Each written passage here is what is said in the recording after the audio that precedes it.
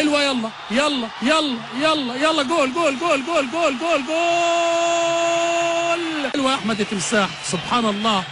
من ثواني بقول لحضراتكم هو كان عامل انما نفس ستايل احمد بلال برضه فيها نيران صديق اوزبويكي، انما احمد تمساح ادي هنا اوزبويكي هربت منه وهما الاثنين يعني ده بيشيلها والثاني جت في فخده وبقت كده ايه شكر مع مين قرب له مين. خش بقى، مش معقول مش عايز تدخل لسه. تروح لتمساح، ركز يا تمساح. مين نقل جول جول جول جول. هو تريكه من بدايه الشوط. قلت يا ابني الحل عندك، الامل في رجليك. اسجد يا عم حضري. ابو تريكه جول جول جول. الدقيقه 58. ياي صحيح منتخب الساجدين. ياي وزيدان على طول ناحيه الله، لو جت معاه الله الله الله. ادي زيدان، ادي زيدان والهدف الثاني. زيدان والهدف الثاني لمصر، يعني هدف جميل قوي قوي.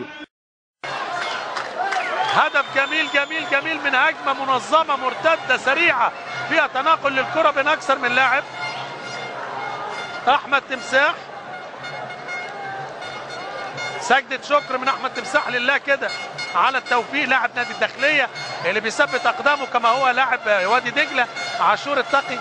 شايف انا بدلاء منتخب مصر وبالذات مروان محسن وعلي فتحي بيستعدوا بالاحماء كده يشتركوا مع بدايه الشوط الثاني. احمد تمساح عند الدقيقه 91 يسجل هدف حلو ما يجيبوش غير لعيب كبير، لانه عارف ان عبد الواحد بيخرج وبيقفل تريكه، انما ما توصلش لمكي. وعماد متعب للتمساح. احمد تمساح، احمد تمساح، احمد تمساح. يلا بقى يلا بقى. وهدف لعماد متعب وهدف لمنتخب مصر. عماد متعب اخيرا 1-1. بقول لحضراتكم ان يعني مش عاوز اقول فرق كبير. يعني قلت من شويه ان احنا ممكن هم في الثقه الزياده بتاعتهم، يعني ان احنا عندنا تاريخ في اللعبه دي. الهدف ده هل هيصحصح اولادنا؟ هنشوف. 1-1 لغايه دلوقتي ما يسعفناش.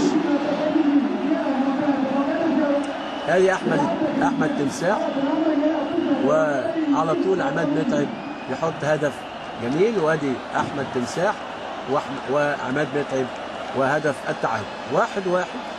هل نتذكر ايام الخوالي